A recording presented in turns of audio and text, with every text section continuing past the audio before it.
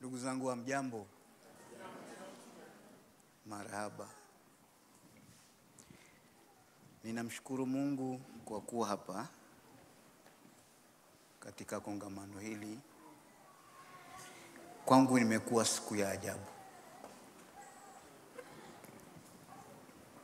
Kuna mtoto amelia hapa, na sijui kama mmetafakari. Mimi mpaka sasa najiuliza huyu mtoto amelia kwa sababu gani? Ninafikiri ana kilio kwa ajili ya kanisa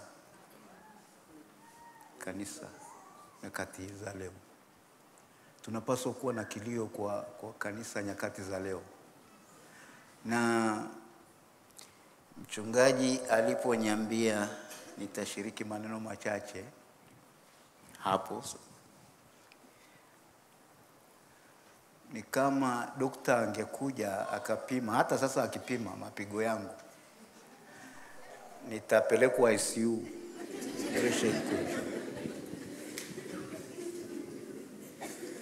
Maana ninaona kama sistahili.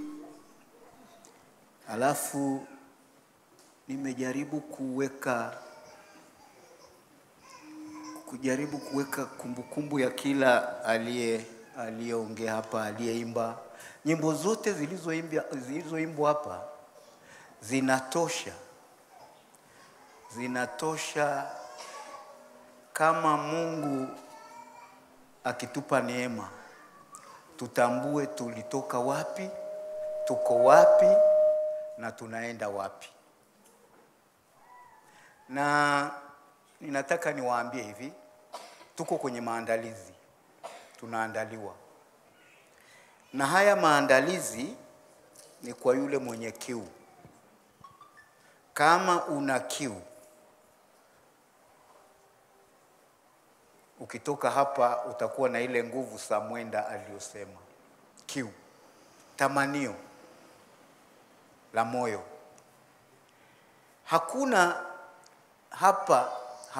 sidhani kama yupo, lakini ametajwa mama yule mama aliyetajwa pale.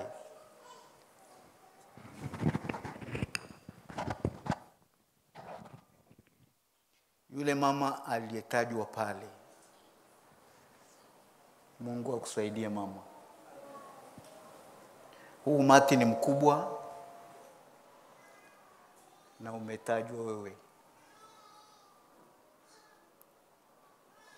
Hata mimi nayatamani maisha ya yule mama. Ni mama, sio kwamba ni malaika au ndio mtakatifu sasa kabisa, lakini ni mama anayemtafuta Mungu kwa bidii zote. Kwa hali yoyote, liwe liwalo, kwa dhiki, kwa taabu, kwa mateso, kwa hali yoyote, yeye yuko tayari. Na nimeyaona maisha yake. Wakati mke wangu akaniambia, hata mimi nilisukumwa nikaenda nikamkumbatia huyu mama. Walikumbatia na wapi? Yaani huyu mama, Mungu akubariki mama, amekuwa faraja yangu katika taabu nilizokutana nazo. Nimekutana na dhiki, natambua hali iliyokuwepo, lakini huyu mama alisimama akafanyika faraja kwangu na kwa kanisa. Na mnapoliona kanisa limetulia pale Kitasha, ni maombi yake, ni kilio chake. Huyu huwa anamaanisha, hafanyi mzaha, hafanyi maigizo, huwa anamaanisha. Tungekuwa na muda ningemwambia hapa tuje tuimbe wimbo mmoja, lakini hatuna muda. Anamaanishaga na akimaanisha mimi ananipeleka rohoni. Penda usipende utaenda tu. Hata kama hutaki kwenda utaenda. Nasema kweli, yani mimi sasa ninaposikia ibada Kitasha, ninaenda nikifanya hivi. Kuwe na mvua, kuna mto umejaa pale, ninaenda naangalia maji. Siku moja nikaangalia maji na uzee wangu huu, nikasema kuliko nirudi Maharo, nikaruka kwenye maji pulushu. hawakujua kanisani, hawakujua. Lakini mimi huwa ninakwenda kanisani kwa sababu kanisani ndio penye faraja yangu. Faraja yangu, matumaini yangu. Kwa hiyo nataka niwatie moyo kwamba Mungu yupo. Mungu yupo kazini. Na Mungu anaandaa watu wake. Nilikuwa nafikiri hivi, mbona mimi nini Mungu kwa nini nafeli nafika mahali nakata tamaa? Kwa nini alafu nikifika mahali ninapokuwa kanisani Mungu ananiambia nipo, usiogope. Kwa hiyo nataka niwaambie kwamba tuko kwenye maandalizi. Nilipotoka nyumbani, alafu ni siku ya ajabu, nilimwacha mama, nikamwambia mama, huwezi kukimbia na mbio zangu, huwezi, mimi nakuacha. Akanambia sawa. Nikamwambia jitahidi, saa tatu ikikukuta pale kwa 8 umeshinda. Mimi nikatangulia, nafikiri ilikuwa kama nusu saa kabla ya mapatano. Nikakaa pale, nikampigia ngoni, nikamwambia niko kwa 8. Akanambia uko na mama? Nikamwambia mama hawezi kukimbia mbio zangu, nimemwacha. Kaka, gari ikaja, nikaingia, sijui kama mama yupo. Nimeingia kwenye gari, nikasikia si mke wako yuko nyuma, unamwacha. Kuangalia, mama huyu.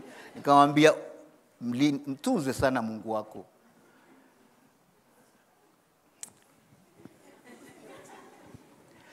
Mama akaingia kwenye gari, tumeingia kwenye gari. Sikujua kama mchungaji ataniambia utahudumu hapa. Sikujua. Nimekuwa nasikiliza nyimbo hapa nafarijika. Amekuja Alex hapa. Unajua nyimbo zote za mkuu mimi nazifahamu kwa sababu nimekuwa mchungaji wa mkuu. Nyimbo za maharo. Nimeimba ule wimbo huu, mbinguni tukishafika.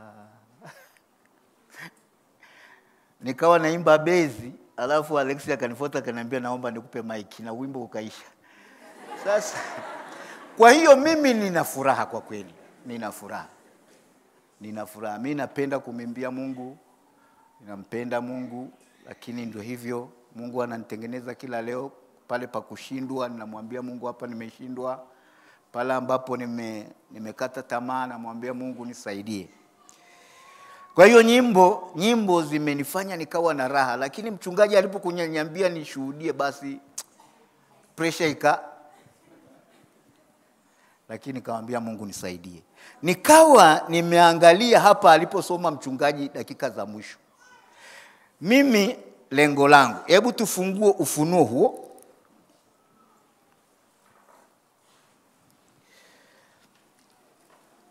Hapo tuache huko alikosoma mchungaji. Tuangalie ule mstari wa 13. Kwa sababu mimi nilipokuwa pale kwa 8, kuna mama mmoja alikuja hapa siku ile ya harusi hii ya mwisho ya binti yetu pale Kitasha na kijana wa hapa Maharo, ambapo sasa wako wamesafiri wameenda Dodoma. Kuna mama mmoja hajaokoka, lakini alikuja kwenye hiyo harusi. Akasema hivi, na alimwambia mke wangu, akamwambia mama, mimi sikujua kama huku ni kuzuri namna hii. Sikujua kama watu ni wazuri namna hii. Sikujua kama kuna mambo mazuri namna hii. Mungu nisaidie tu na mimi niweze kuwepo huku. Huyo mama nimekutana naye pale. Tena anatoka kanisani kwake Katoliki kule. Akaniambia, mchungaji, unaenda wapi? Nikamwambia ninaenda kule uliko kupenda. Ninaenda kule uliko kupenda. Akaniambia kule Marangu. Nikamwambia hapo. Leo kuna mambo matamu kuliko yale ulioyaona siku ya harusi. Laiti Mungu angefungua macho yako au masikio yako ukaisikia hiyo sauti moyoni mwako. Akanambia, mchungaji, kwa kweli nimewapenda. Nimependa yale mambo mahubiri. nimependa wachungaji walivyo wanyenyekevu. Wachungaji wanakaa pamoja, watu wamekaa wanakula, wanaimba pamoja, wanafurahi pamoja. Akangeza kula kwa modukureku. Yaani kule kwetu hamna. Nikamwambia sikiliza, nikampa mfano moja, nikamwambia hebu sikiliza. Na huu mfano alinipa marehemu babu, sitamsahau, Mshomi. Alisema hivi, kule Nairobi kuna watu wanaitwa chokora. Chokora wanakula kwenye mapipa. Mkono mmoja anabeba mavi, mkono mwingine petroli. Haya mavi huku anayobeba yana harufu mbaya. Petroli nayo ina harufu mbaya. Kazi haya mavi ni kwamba akikutana mtu anakuambia nipe pesa. Kama humpi pesa anakumwagia yale mavi. Hii petroli ananusa, ndio raha yake, na wengine kabisa wanagundishia hapa mdomoni. Inakaa kabisa moja kwa moja hivi. Nikamwambia yule mama, babu akanifundisha hivi, akaniambia hawa watu wanaofanya hivyo kule Nairobi Samba, laiti wangejua kuna hewa nzuri kuliko hiyo wanayevuta. Yaani angejaribu siku moja tu akatupa hilo kopo. Samuel akasema weka kando hiyo mtungi. Huo mtungi huyo. Yaani akasema laiti wangejua tu wakaweka kando hilo kopo wakatupa na hiyo petroli wakatupa. Alafu wakavuta hii hewa iliyoko, wasingerudia yale makopo. Nikamwambia ndivyo ilivyo hata kwenye dini zetu. Laiti tungejua utamu ulioko ndani ya Kristo Yesu unapompokea na kuwa Bwana na Mwokozi wa maisha yako. Ungejua tu ukasema leo. Nikamwambia siku ile ulipokuja kwenye harusi ulijaribu kuweka kopo lakini bado ukalirudia. Hiyo harufu ulisikia nzuri lakini umerudia. Akaniambia kweli Samba. Nikamwambia laiti Mungu akikusaidia utupe hilo kopo alafu uvute hewa nzuri iliyoko ndani ya Kristo Yesu, hutarudia hilo kopo. Hutarudi. Nikamwambia yani mama inaonekana kama pengine una mashaka, watakudharau, watafanya. Lakini kama utaamua, utachukua hatua ya maamuzi. Na hii ni hatua ya maamuzi. Na hata hapa haya maneno alikuwa anazungumza Samwenda kwamba inabidi tuweke mtungi. Wapendwa, si rahisi kwa sababu ni tabia. Unajua mtungi ni tabia. Ni tabia iliyo ndani ya mtu. Ni tabia yake, ndio maisha yake. Sasa kuweka, yani umwambie mtu tondo, hata ile tumbaku yake ilikuwa ngumu. Tumbaku ilimshinda Samwenda. Akawa kanisani, tabia, ilikuwa tabia. Sasa nikasema yule mama, nikamwambia laiti ungeweza ukaweka hiyo. Na sio lazima. Nikamwambia lakini, yule mama akaniambia lakini Samba, mimi nitamwambia Mungu ataniambia na mimi nitakuombea Mungu akusaidie. Kwa sababu hivi haya sio mambo ambayo naweza nikakuingizia. Kwa sababu hata nikizungumza vipi utanielewa. Lakini kuna maamuzi ambayo unapaswa kufanya wewe kama wewe. Hata mimi niliyafanya. Japo niliteseka, nilidharauliwa, hata mpaka leo nadharauliwa. Lakini ndio maamuzi ambayo itakufanya upate hii hewa nzuri ninayokuambia. Akaniambia basi Samba niombe. Tukaachana, nimekuja hapa kuvuta hewa nzuri. Na nahisi hewa, wewe unahisije? Lakini ukiwa na mtungi una maswali, na hapo wanasemaje sasa? Wanataka kutuambia uwezi. Lazima hiyo kitu, huo mtungi uweke kando. Kwa sababu wapendwa, huu mkutano huu sio wa kwanza kufanya. Na nimeshangaa.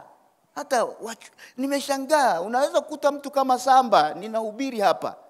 Alafu baadaye unashangaa ninafanya vitu ambavyo kweli vinashangaza mpaka dunia. Huyu ndio yule. Inatokea kwa sababu sio rahisi, lazima tuwe na kiu na tamanio na kujikana. Anasema hii njia ni ya dhiki. Imetupasa, Biblia inasema imetupasa kuingia katika njia kwa dhiki kubwa. Bwana Yesu asifiwe. Sio kirahisi. Haya Samwenda anazungumza kweli, anazungumza, tunacheka kwamba yule bwana mwingine akapanda darini, mwingine mvunguni, lakini hizi zote ni tabia ambazo hatuwezi kuziondoa, ni mpaka Kristo aingilie kati. Bwana Yesu asifiwe. Sasa nikasoma hapa mstari wa 13 Ufunuo ule, anasema akajibu mmoja wa wale wazee akiniambia, je, watu hawa waliovikwa mavazi meupe ni akina nani? Ni akina nani? Mchungaji anasema light ningekuwa ni mmoja wapo wa hawa watu. Hii hesabu hapa, si ndio? Lakini hapa huyu anasema akajibu mmoja wa wale wazee akiniambia, je, watu hawa ni akina nani?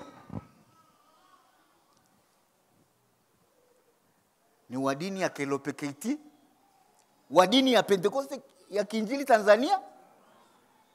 Ni wakina nani? Ni akina nani?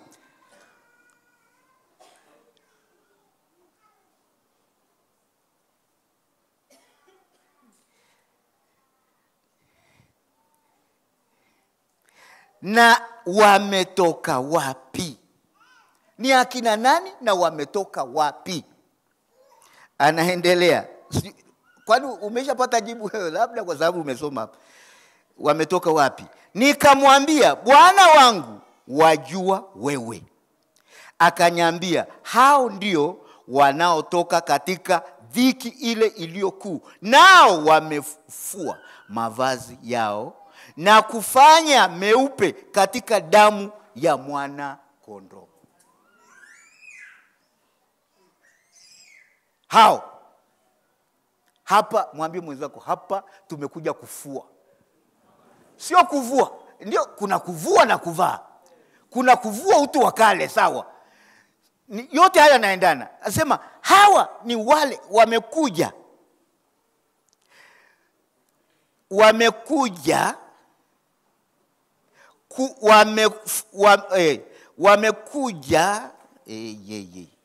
ndio wanaotoka katika ile dhiki ile iliyokuu, nao wamefua. Kufua si ile kufua iwe safi. Wamefua mavazi yao na kuyafanya meupe katika damu ya mwana kondoo. Kwa hiyo wako mbele ya kiti cha enzi cha Mungu, nao wanamtumikia mchana na usiku katika hekalu lake, na yeye aketi katika kiti cha enzi atatanda hema yake juu yao. Bwana Yesu asifiwe.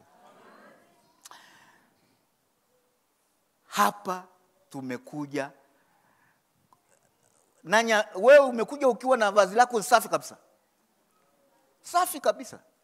Hapa tumekuja kufua mavazi yetu ili yawe meupe. Ili yawe tuweze kumwabudu Mungu katika roho na kweli. Bwana Yesu asifiwe. Mimi lazima nijue vazi langu linastahili. Na ndio maana Samuel anasema hivi, moyo wa kweli. Ukisoma kuna Waibrania sura anasema yani pale, yani njia aliyotuandalia Kristo. Aliyotuandalia Kristo. Na tuingie, yani Kristo ameiandaa, lakini tuingie wenye moyo wa kweli. Tukaribie, tuingie wenye moyo wa kweli. Na kitu kinachozungumzwa hapa, tatizo kubwa, moyo wa kweli. Na shida kubwa katika makanisa, wapendwa, ni moyo wa kweli. Moyo wa kweli ndio haupo. Bwana Yesu asifiwe. Unaweza ukaongea na mtu leo anakuambia mpendwa, anakukumbatia na nini na nini, kesho anasema mengine. Hakuna moyo wa kweli. Hatuna moyo wa kweli. Bwana Yesu asifiwe. Tunasalitiana, tunaoneana wivu, chuki, kila kitu, yani kila mtu ubinafsi ndani ya makanisa. Lakini hapa anasema wale walioandaliwa, hawa ni wale waliofua. Sio dini hii. Bwana Yesu asifiwe. Mimi ninaweza kukaa katika hii dini ya Pentekoste ya Kiinjili Tanzania miaka. Kuna watu wamekaa hapa miaka tangu utoto wao. tangu utoto wao, lakini kilichofanyika utashangaa. Bwana Yesu asifiwe. Bwana Yesu asifiwe. Wapendwa, ni kwamba sitaki nirudi huko nyuma, hakunisaidii, lakini tunataka kujua hapa tumekuja kufanya nini. Hapa nimekuja kufanya nini? Na lazima tuelewe ambalo neno analosema mchungaji. Mara nyingi tunapozungumza kongamano la uimbaji katika madini mengi ni kutumbuizana. Ni kutumbuizana. Watu kutumbuizana nini, kwamba mshindi ni fulani na zawadi zinatolewa kwenye makanisa, ni kongamano la uimbaji, mashindano. Lakini kitu tulichofuata hapa ni kufua mavazi yetu. Waimbaji wakituimbia na wanapoimba tunamsikia Mungu akizungumza na mioyo yetu. Bwana Yesu asifiwe. Mimi ni mara yangu ya kwanza kuwa katika mkutano, nikaona mtoto mdogo anaimba alafu machozi yanatoka. Lazima mtafakari sana jambo hili. Mimi sijawaiona. Mtoto mdogo, ni nini alichowaza? Ni nini anachofikiri huyu mtoto? Ni nini alichoona katika maisha yangu mpaka ananililia? Bwana Yesu asifiwe. Lazima tutafakari sana wapendwa. Lazima tuangalie kwamba tumekuja hapa kutumbuizana. Kwa sababu kwa mfano kwaya ya Dar es Salaam imekuja hapa. Sijui ni mimi au walitegemea hapa ndio moto utawaka, maana pale ni watu wa town. Unajua makanisa ya town, ya mjini. Acha nizungumze. Unajua makanisa ya mjini bwana, tabia zao ni za kimjini. Mambo yao ni ya kimjini. Lakini mwambie mwenzako, leo watu wa Dar es Salaam sio wa kimjini, ni watu wa rohoni. Bwana Yesu asifiwe. Lazima tuseme, kwa sababu watu tulikuwa tunafikiri hapa moto. Hapa kuna bwana mmoja alikuwa kwenye mazishi, alikuja kumzika ndugu yake. Alafu akasema kama sio hii corona hapa pangechimbika. Yaani kwamba ndugu yake amefariki. Anasema kama sio corona hapa pangechimbika. Kwamba sijui wangepiga disco mpaka pachimbiki hapo. Sasa hapa watu walifikiri sasa hawa ili kanisa la town hili litatuletea vimbwanga.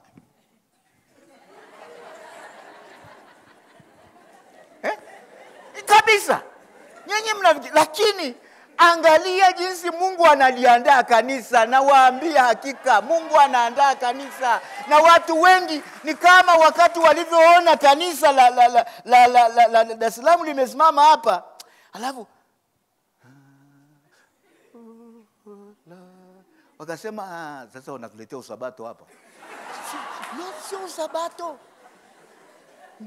Kadiri Mungu anashughulika na mioyo yetu, ni kadiri watu wanamwabudu Mungu katika roho na kweli. Sisemi kukaa hivi au ni ndio roho, lakini tunaangalia roho inayotoka ndani ya mtu.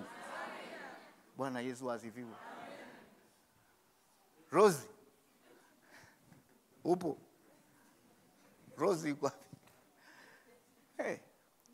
tunaangalia kile anaimba nini. Bwana Yesu asifiwe. Kwa kweli lazima tufike mahali tumjue Mungu wa kweli. Tumjue Mungu wa kweli.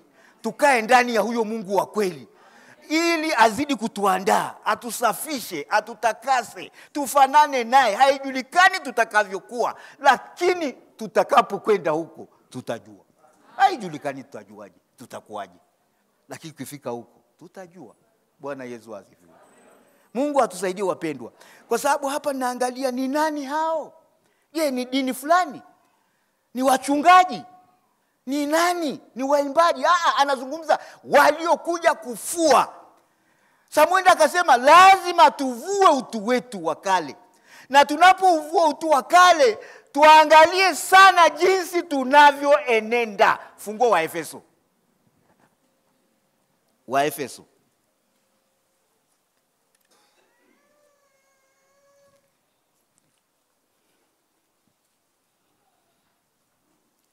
Waefeso. Nimezungumza kwamba unajua mimi nilikuwa mimi nilikuwa mcheza disco. Najua sana kucheza dance. Na ndio roho ilikuwa ndani yangu. Si sawa? Roho ilikuwa ndani yangu. Hiyo nilikuwa mtu wa raha wa kupenda raha tu. Raha tu. Sikuwa nataka tabu. Ilikuwa tabia. Leo hii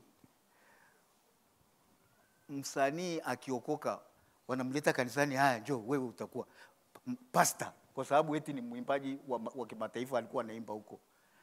Sasa hiyo akija hapa akiimba kweli ni roho ya Mungu inaimba? Hapa hiyo tabia ni ya Mungu? Hapana, lazima avuliwe, akae hapa. Afue mavazi yake yawe meupe, avuliwe ule utu wa kale, ile tabia ya usanii, tabia ya usanii, upate tabia njema ya kumwimbia Mungu. Bwana Yesu asifiwe. Tabia njema, tabia ya Mungu, tufanane na Mungu, tuwe na nia ile ya Kristo. Bwana Yesu asifiwe. Alafu ilifika mahali kabisa sasa, kwa sababu nilikuwa mwimbaji wa nani, Mungu akanambia sasa nikachungwa, nikafika mahali nilikuwa nakatia ng'ombe,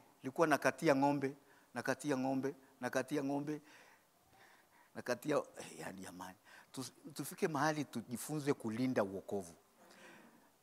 Yani tulinde, yani hakuna, yani kama unalinda, maana nimekuta watu wana maandalizi yao huko. Kama ni kitu cha kulinda ni wokovu.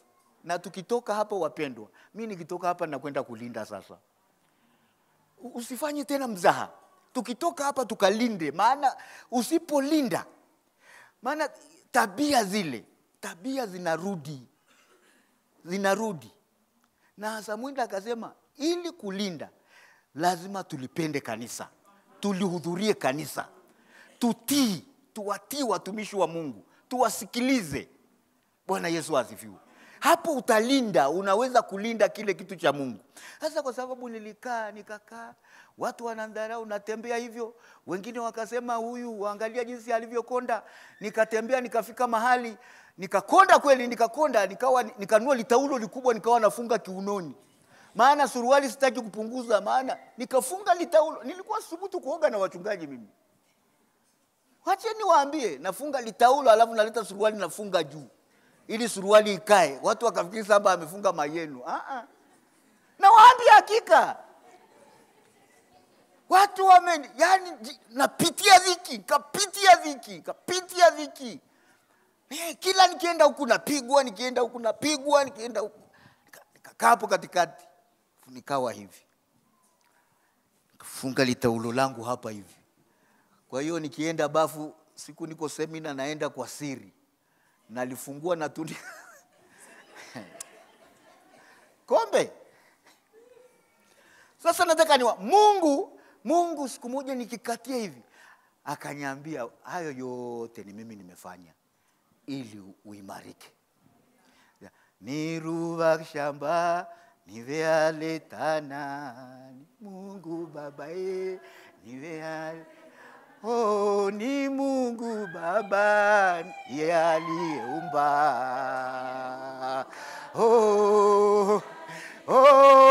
Ni Mungu Baba ndiye aliyeumba.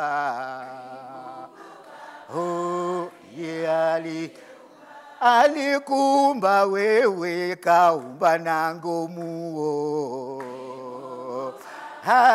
Ndiye ni ruva shamba nivealetana.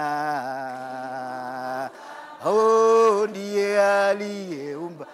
Letana Samwenda katana na Petroni. Mungu Baba ndiye aliumba wembamba, kaumba na wanene. Mungu Baba ndiye aliumba warefu, kaumba na wafupi.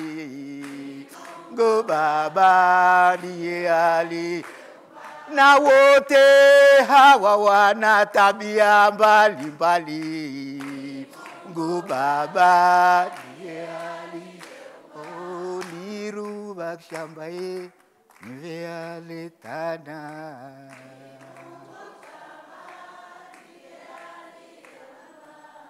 kila kitu tunachopitia, kila mtu kwa jinsi yake. Siwezi kuwa kama Ngomo, siwezi kuwa kama Makundi, niko kama Samba. Mungu aliniokoa nikiwa na tabia zangu, akanipa tabia zake, ninapaswa kuzilinda. Waefeso sura ya 4, tuanze mstari wa 17. Basi nasema neno hili tena, nashuhudia katika Bwana, tangu sasa msienende kama mataifa waenendavyo katika ubatili wa nia zao, ambao akili zao zimetiwa giza, nao wamefarakanishwa na uzima wa Mungu kwa sababu ya ujinga uliomo ndani yao, kwa sababu ya ugumu wa mioyo yao, ambao wakiisha kufa ganzi wanajitia katika mambo ya ufisadi, wapate kufanyiza kila namna ya uchafu kwa kutamani. Bali nini sivyo mlivyomjifunza Kristo. Bwana Yesu asifiwe. Mimi siwezi kuishi kama mataifa, siwezi kufanya tena kama mataifa. Maana anasema bali ninyi sivyo mlivyomjifunza Kristo, ikiwa mlimsikia mkafundishwa katika yeye, kama kweli ilivyo katika Yesu, mvue kwa habari ya mwenendo wa kwanza, utu wa zamani unaoharibika kwa kuzifuata tamaa zenye kudanganya, na mfanywe wapya katika roho ya nia zenu, mkavae utu mpya ulioumbwa kwa namna ya Mungu katika haki na utakatifu wa kweli. Bwana Yesu asifiwe. Utakatifu wa kweli, kuwa mkweli. Tuvue utu wa zamani unaoharibika, tuvae utu mpya, na huu utu unaofanana kwa namna ya Mungu. Bwana Yesu asifiwe. Ambao tunapewa na Mungu baada ya kumjua yeye aliye wa kweli, tukakaa ndani yake ya huyo aliye wa kweli. Mungu atusaidie. Bwana Yesu asifiwe. Hebu fungua Wafilipi, tuangalie Wafilipi kidogo tena. Wafilipi kuna neno linalofanana. Mstari wa 27. Anasema, lakini mwenendo wenu na uwe kama inavyoipasa injili, ili nikija kuwaona ninyi au nisipokuwepo, niasikie mambo yenu, kama mnasimama imara katika roho mmoja, kwa moyo mmoja, mkiishindania imani ya injili, wala hamuwaogopi adui zenu katika neno lolote. Kwao hao ni ishara madhubuti ya kupotea, bali kwenu ninyi ni ishara ya wokovu huo utokao kwa Mungu. Maana mmepewa kwa ajili ya Kristo, si kumwamini tu, ila na kuteswa kwa ajili yake, mkiwa na mashindano yale yale mlioyaona kwangu na kuyasikia kwamba ninayo hata sasa. Bwana Yesu asifiwe. Mwenendo, tabia. Sasa watu wanasema injili. Injili ni maisha. Injili maisha, sawa. Nasema injili ni maisha, na mimi nasema injili maisha, lakini maisha yangu kweli yanafanania injili ninayoihubiri? Yule mwanamke Msamaria, baada ya kukutana na Yesu, akaisikia injili ya Yesu na akaokoka, akauacha mtungi. Biblia inasema akaenda mjini, akawaambia watu, njooni muone mtu aliyeniambia mambo yangu yote. Mambo yangu yote. Wale watu wakaja wakaangalia, wakasema, si kwa maneno yako, lakini hata sisi tumeona. Bwana Yesu asifiwe. Si kwa maneno yako tu, hata sisi tumeona. Unajua ndugu zangu ni wapendwa,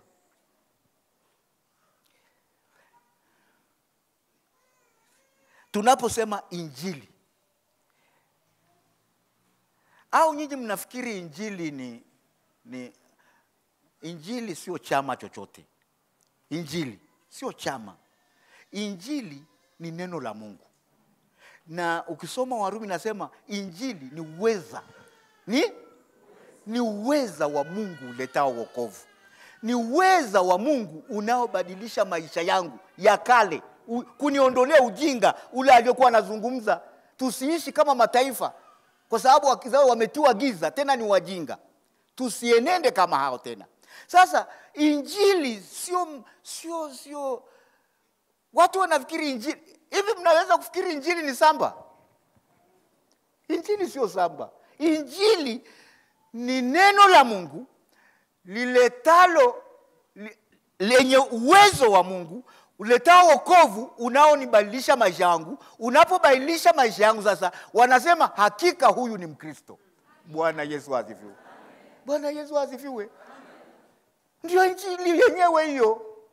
Ni uweza wa Mungu wapendwa. Sio maneno ya mtu, sio ushawishi.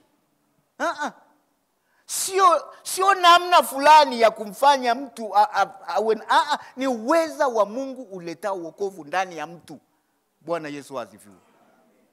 Anasema lakini mwenendo wenu na uwe kama inavyoipasa injili ya Kristo, ili mkija, sio inavyoipasa injili ya fulani. Bwana Yesu asifiwe.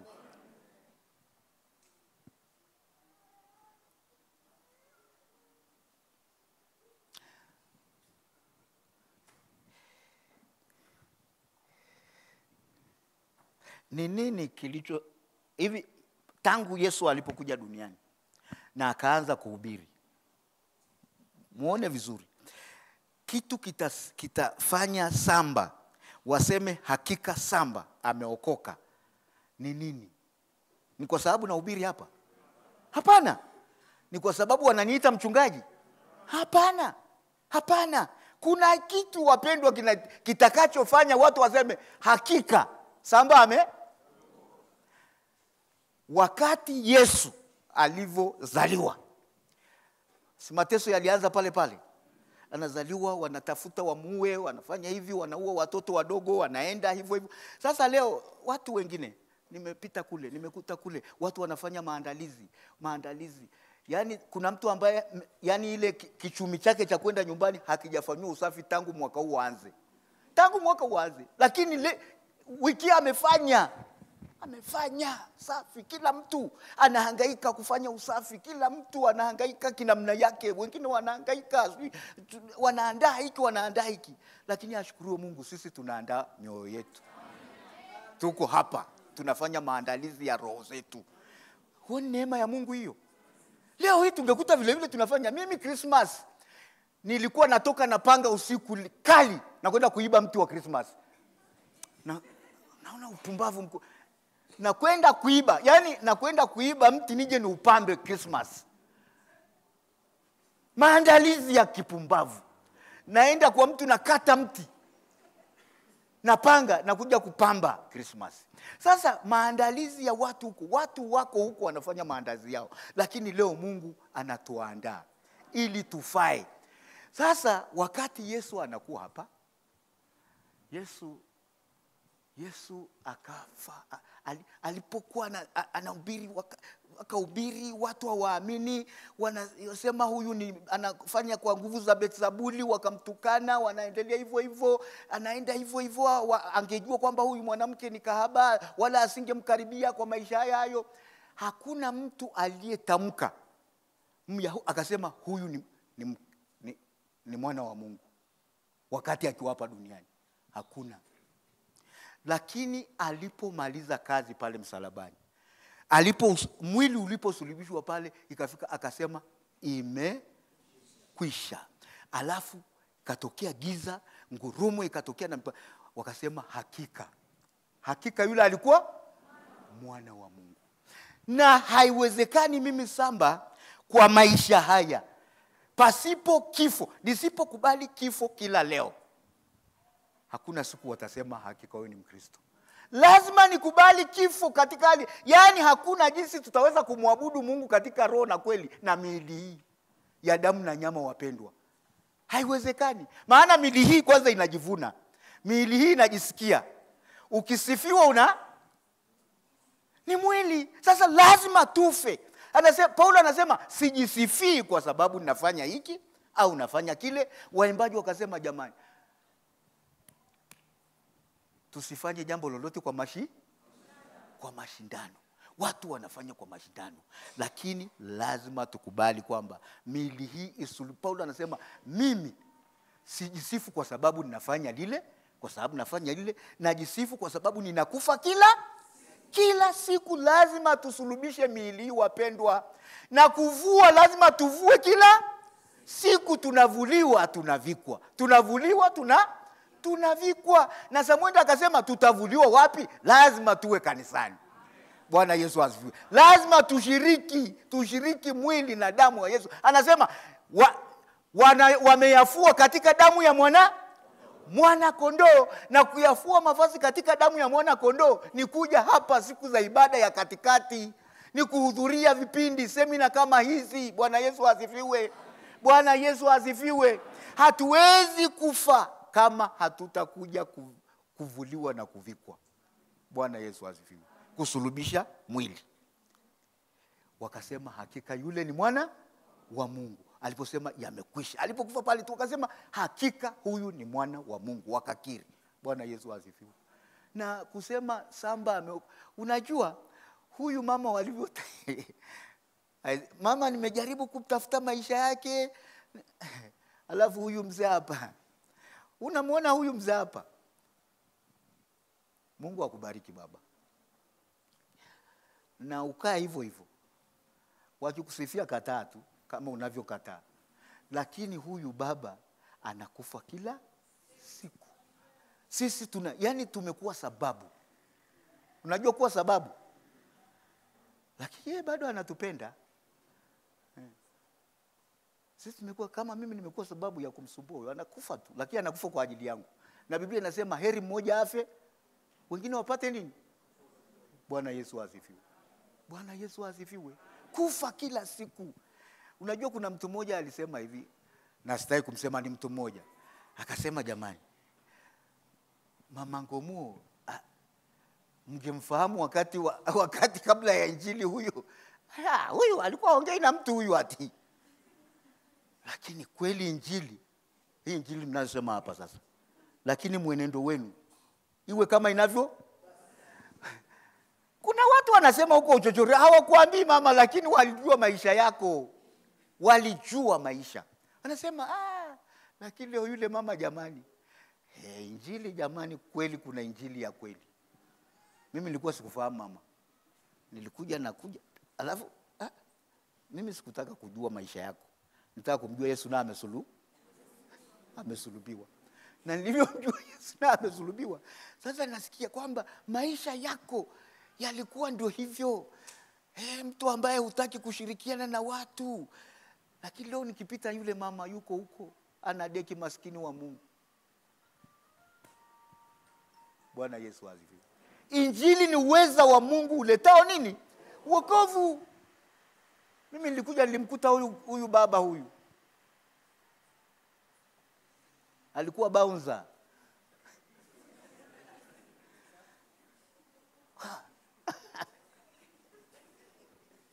Jamani, tumshukuru Mungu. Si tumshukuru Mungu? Kwani alikuwa anatembea hivi. Nikamwambia aisee jamaa huyu atatumaliza.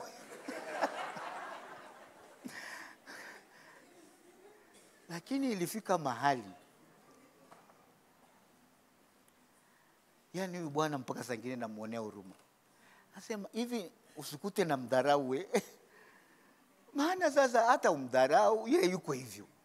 Useme nini yuko hivyo. Nakwambia tumshukuru Mungu. Bwana Yesu asifiwe. Kuna mahali watani huko mtaani, lakini kuna watu ambao wanakufa kila siku na yeye hakubali, bado anataka kufa kila siku. Kuna mambo mengine tunafikiri sasa huyu mchungaji naye amezidi hivi, lakini hapana. Ndani yake haoni kwamba kuna sababu ajiweke kipaumbele. Yeye ni afadhali akae huko nyuma tu. Mpaka saa nyingine tunasema jamani, na sisi tugome bwana, aende atangulia. Asipotangulia sisi hatuendi. Tunamlazimisha kama Yesu alivyomlazimisha, akasema akawalazimisha wanafunzi tuvuke tuende ng'ambo. Bwana Yesu asifiwe. Huyu ndugu anataka tuvuke tuende ng'ambo. Uweza wa injili. Injili ni maisha ya mtu anayekufa kila siku, sio kuhubiri, sio kufanya nini wapendwa. Mungu anisaidie nife kila siku. Kuna mambo hayajafa. Bwana Yesu asifiwe. Kuna mambo hayajafa. Kama wewe uko safi, Mungu akubariki. Mungu akubariki, lakini kuna mambo ambayo hayajafa.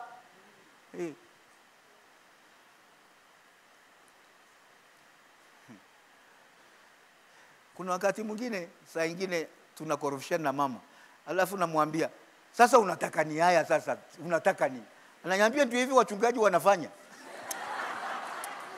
Kabisa. Yaani kuna mambo sasa leo ndo nimejua kwamba majibu kama mtu umekufa, majibu yako lazima yawe na hekima. Yaani mtu uwe mtulivu. Lakini mimi saa nyingine sijui. Naomba sasa unatakaje sasa? Ndivyo. Yaani hapo sasa Mungu atusaidie wapendwa. Nifika mahali inakuwa hivyo. Tunatakiwa utu wetu wa kale ufe kila siku. Na tulinde usije ukarudi. Na ndio maana niko hapa wapendwa. Na nilitamani kukaa hapa ili nifundishwe. Maana nimegundua kwamba kuna mambo ambayo ninajibu vibaya mke wangu. Na waambia hakika yuko pale. Kuna mambo ninayomjibu sio sawa. Na sijihesabia haki katika hiyo. Kama siku nilichukia kweli aliniambia, "Nyinyi mnatufundisha hivi na hivi, mbona sasa wewe uka hivyo?" Nikamwambia, "Usinihukumu wewe. Wewe sio Yesu. Usinihukumu. Nyinyi malaika huko nyumbani." Paulo anasema ninakufa kila siku. Na hapa tumekuja tufe. Tunaweza tukakataa au tukacheka au tukanini, lakini wapendwa, mimi natakiwa nife kila siku. Hakika mimi nampenda Mungu. Ninampenda na sina pa kwenda tena. Lakini kuna mahali ambapo huu mwili unainuka. Na huu mwili usipokufa hawatasema hakika huyu alikuwa mwana wa Mungu. Huyu hakika ameokoka. Inatakiwa nife kila siku. Alafu tunaridhika wokovu. Tatizo kanisa linasinyaa, linakosa kuwa la rohoni kwa sababu watu tunarizika. Mtu akisha kuwa mchungaji anaona basi anajihesabia haki zote, kwani watanifanya nini? Hakuna cha kufanya nini. Ole wako, hasara kwako. Hasara ni kwangu. Bwana Yesu asifiwe. Kuteseka kote nilikoteseka. Nimeng'atwa na nyuki kule Mwika nikienda kuhudumu. Natembea usiku. Jana mama ameshika roho hivi. Uko wapi? Doamba tulifikiri umeuawa huko Mengwe huko. Natembea na miguu wakati barabara ilikuwa na vumbi. Vumbi na mimi, mvua na mimi. Alafu nakuja kufanya ujinga hapo wa kumjibu mke wangu kijinga. Wewe ni ujinga mchungaji wangu.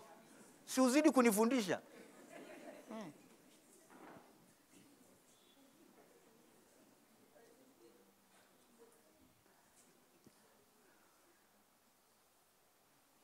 Lazima tufike mahali tukubali kwamba hatufai mbele za Mungu. Sisi ni dhaifu.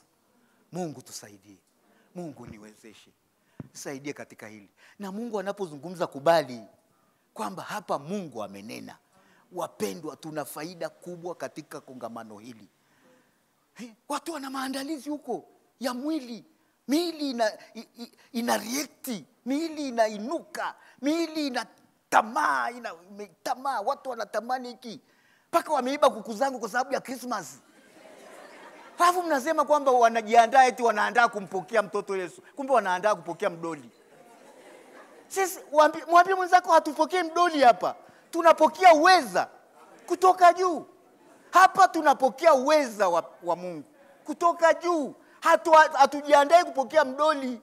Unapokea mdoli unakuja kuiba kuku zangu. Unasema Christmas, Yesu. Eti Yesu azaliwe moyoni mwako. Moyoni azaliwe moyoni wako wapi? Yesu anazaliwa kila tarehe 25 tu. Alishazaliwa, akateswa, akafa, akafufuka katika wafu. Lazima tumwamini huyo ili tuwe na uzima wa milele. Bwana Yesu asifiwe. Sisi tunajiandaa. tunajiandaa na neno la Mungu linakuja kwangu kunisaidia, kunitakasa, kunionyesha moyo wangu ulivyo, kunionyesha ni wapi umegafulika, na mimi ninakubali my wife nisamehe. Kabisa.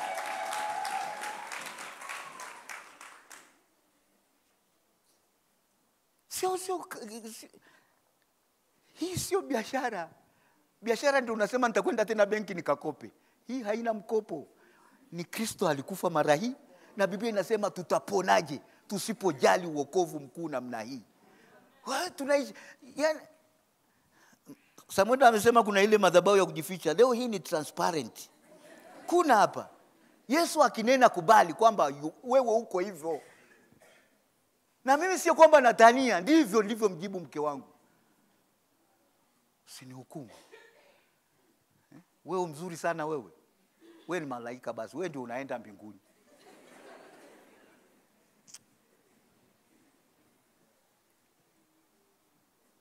Si Mungu atusaidie. Mungu atusaidie wapendwa. Lazima tufike mahali tumsikie Mungu na tuvunjike. Biblia inasema wale walisikia neno langu na kuvunjika na kuogopa na kutetemeka, hao nitawakaribia. Ninamhitaji Mungu anikaribie. Siku zangu zimekwisha.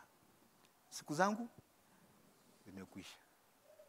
Leo hata mkiniruhusu nilale huku tu, nikae huku, kama kuna mzee mmoja alikuwa anaitwa Baltazari pale Mkuu.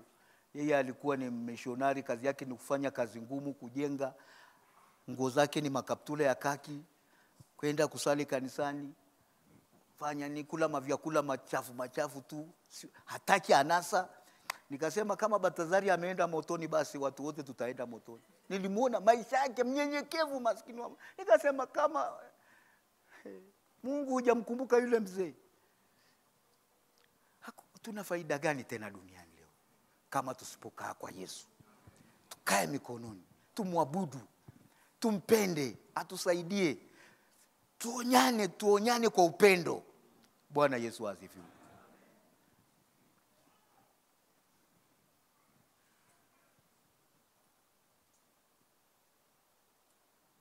Wafilipi 2:5.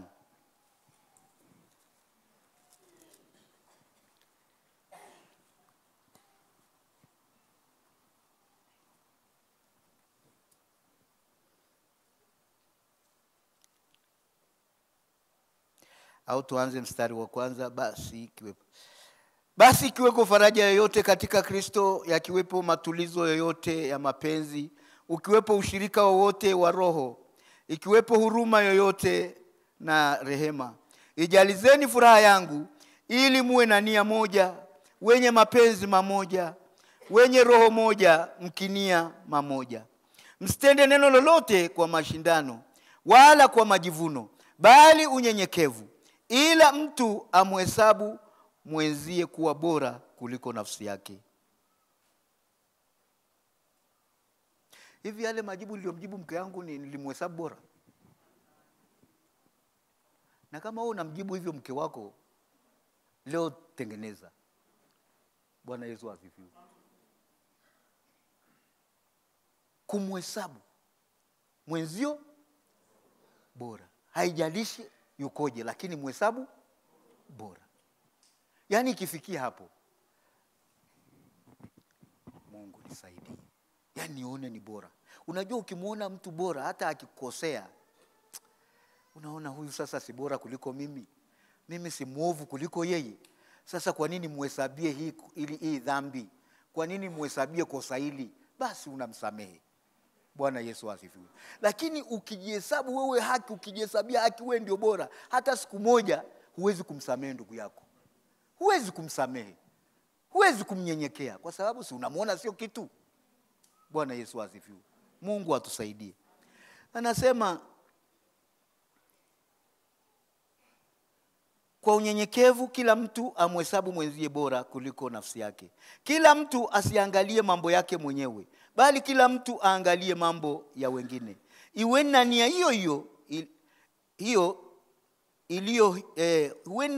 hiyo ndani yenu ambayo ilikuwemo pia ndani ya Kristo Yesu, ambaye yeye mwanzo alikuwa yuna namna ya Mungu, naye hakuona kule kuwa sawa na Mungu kuwa ni kitu cha kushikamana nacho. Kitu cha kushikamana na.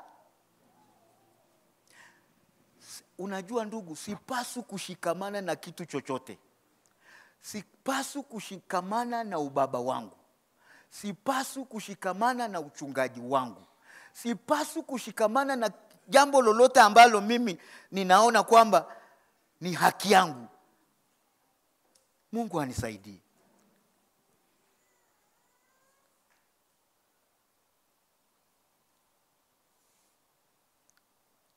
Bali alijifanya kuwa hana utukufu, akatoa namna ya utumwa, akawa ana mfano wa wanadamu. Tena alipoonekana ana umbo kama mwanadamu, alijinyenyekeza akawa mtii hata mauti, naam, mauti ya msalaba. Mungu alisaidie. Yaani Yesu kama Mungu hakushikamana na kitu chochote ambacho kilikuwa kinamzunguka. Uungu wake, uwezo aliokuwa nao wa kuponya, uwezo aliokuwa nao wa kuzungumza kwa hekima, hakushikamana nacho, ila alizidi kunyenyekeza hadi mauti ya msalaba. Mungu atusaidie tufikie hapo. Hapo ndipo linaitwa huyu ameokoka. Bwana Yesu asifiwe. Bwana Yesu asifiwe. Hakuna jinsi ambavyo tunaweza kukwepa hii njia ambayo alipitia Yesu. Tunaambiwa tuwe na nia hiyo hiyo iliyokuwa ndani ya Kristo Yesu. Lakini tunakuwa na nia zetu. Tunania vitu. Kuna watu tunatafuta vitu vyetu, tunatafuta heshima, tunatafuta, na hii ndio inaleta kwamba kila mtu anajaribu. Na vita, kwani vita vyatoka wapi? Si katika hizo tamaa zetu.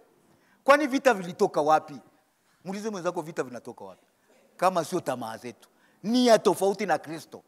Tungekuwa na nia ya Kristo, mimi naweza kuwa na tamaa ya Bwana Yesu asifiwe. Tamaa ya kuhubiri. Mimi nakwambia hapa nilipoambiwa hubiri ni kama moyo ulipiga hivi. Nasema Mungu nisaidie, nitasema nini? Bwana Yesu, lakini kumbe Mungu alitaka kuja kusema na mimi hapa madhabahuni. Hakushikamana, alinyenyekea hadi mauti ya msalaba. Na kitu tulichokosa wapendwa, kuanzia nyumbani, kanisa la nyumbani, ni unyenyekevu. Biblia inasema nyenyekeaneni. Hasemi mwanamke mnyenyekee mume wako, au hasemi sijui washirika mnyenyekeeni mchungaji. Nasema nyenyekeeni, nyenyekeaneni. Bwana Yesu asifiwe. Na Yesu akatunyenyekea. Akanyenyekea wale watu waovu. Watu wengine walikuwa waovu, lakini alikuwa mnyenyekevu kwao.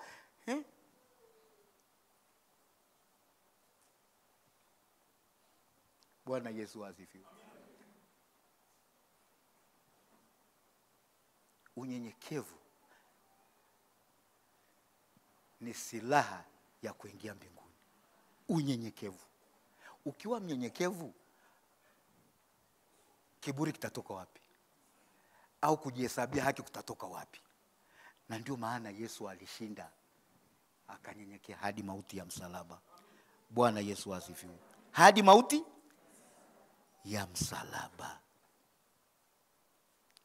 Kwa hiyo tena Mungu alimuadhimisha mno, akamkirimia jina lile lipitalo kila jina, ili kwa jina la Yesu Kristo kila goti lipigwe, na la vitu vya mbinguni na vya duniani na vya chini ya nchi, na kila ulimi ukiri kuwa Yesu ni Bwana, kwa utukufu wa Mungu Baba, sio kwa utukufu wake. Bwana Yesu asifiwe. Hapo tukifika hapo tutakirimiwa jina wapendwa. Na watu watakuja watasema hakika wewe umeokoka. Watataka ushauri. Mchungaji ana neno moja hivi, anatuambia kila siku. Na anatuambia, anasema, jamani, tukikaa maisha yetu yakisomeka kama ya Yesu, watu watakuja kutafuta msaada kwetu. Hapa patakuwa kimbilio. Bwana Yesu asifiwe. Patakuwa kimbilio.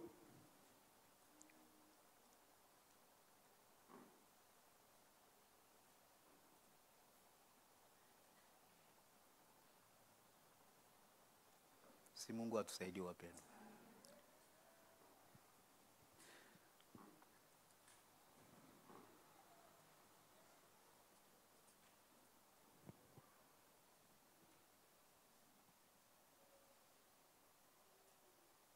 Kitu kilichomsaidia Daudi, Mungu akasema napendezwa na moyo wa Daudi.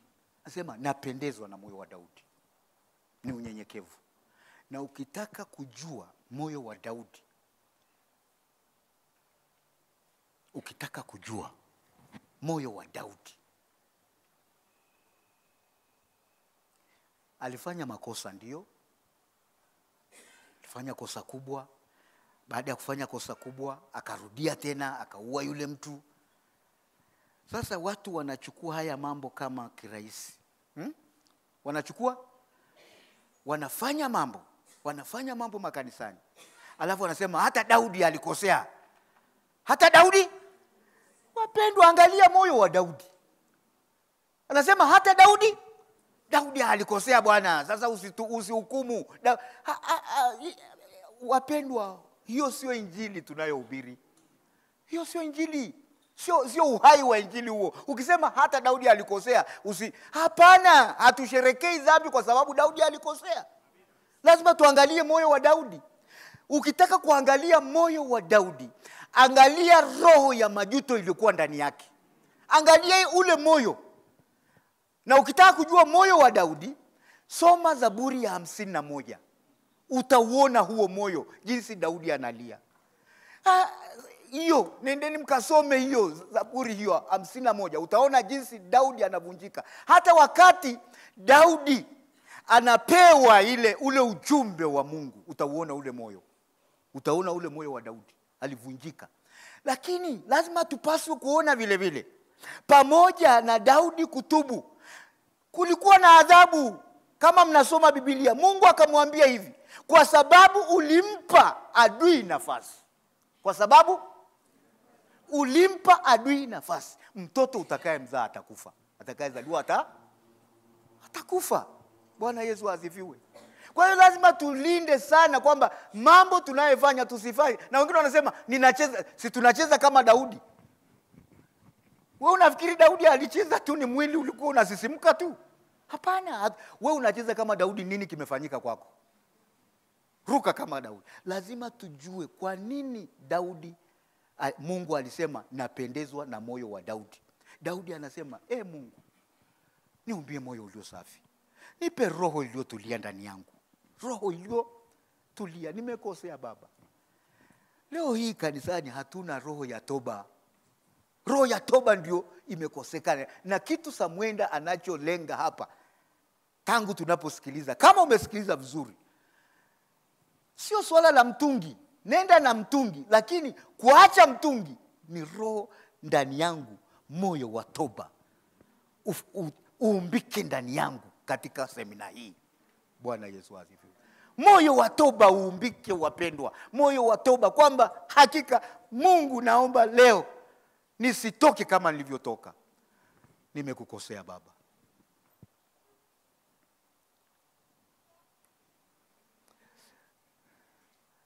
Roho ya toba haipo kanisani. Haipo kanisani. Kuna roho ya mashindano na kulumbana na kuhesabu haki, kwamba yeye ndio kanifanyia, yeye ndio kafanya, yeye ndio kasema. Lakini roho ya toba hatuna. Mimi niliuliza watu na nauliza watu. Hata leo nakuuliza leo. Alex amepiga vigelegele aliposikia asimame na mchungaji kanisa la Yerusalemu. Sijaona mwanamume anapiga vigelegele ni Alex. Nataka nijue leo vigelegele mnavyopiga kwa Ngomuo, hapa hampo watu mnaomsema Ngomuo vibaya?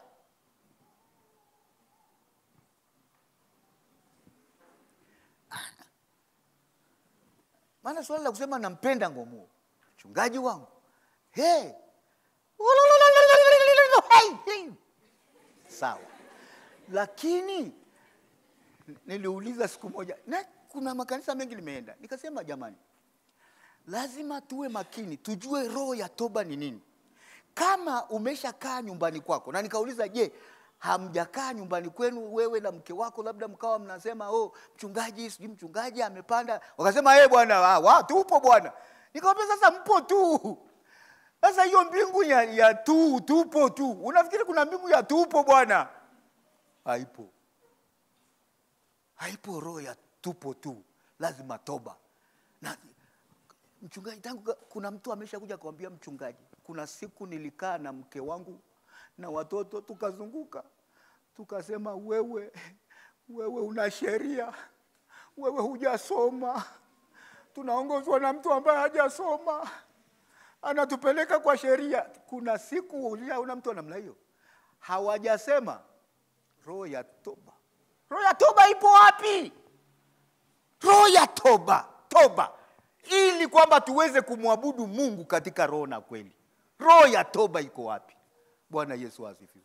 Roho ya toba kwamba Bwana, mama nilisema hivi na hivi, wewe uko 1 2 3, naomba unisamehe tu. Sio lazima utubu hapa. Ulishaenda hata nyumbani kwake tu. Msiniangalie tu jamani. Ulishaenda hata nyumbani kwa huyu baba tu kumwambia, mzee wangu, leo nimekuja tu baba.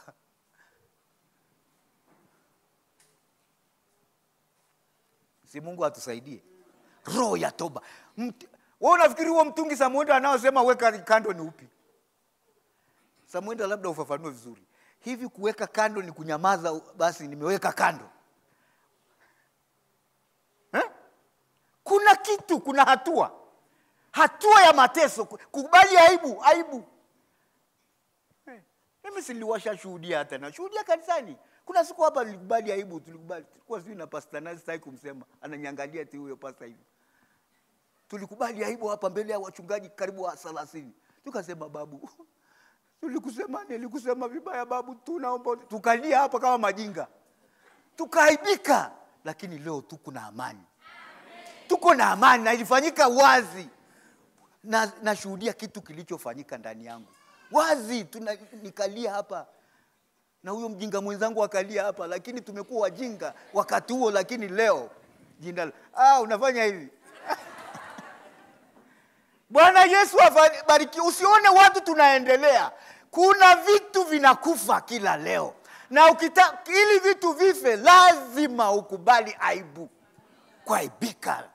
Waibike kwamba mchungaji wetu makundi tu. Nilisema. Sasa tunaposema kusengenya si lazima unamsema mtu. Sasa ulishatubu, hao watu walikuwa wanasema ni mapepo kwamba huwezi kumpata pepo. Ni mapepo kwani? Ili useme sasa huyo pepo nitamtafuta wapi? Si watu. Ulishaenda ukamwambia nilikusengenya. Au nilikuchukia bila sababu. Mimi nilishaomba mpaka mtoto mdogo, kasichana hapa, nikalia hapa kama mtoto mdogo. Na uchungaji wangu huu. Uchungaji si chochote. Nikamwambia Bwana naomba unisamehe. Nimesema wewe unajifanya hapa nini nikakuchukia kweli.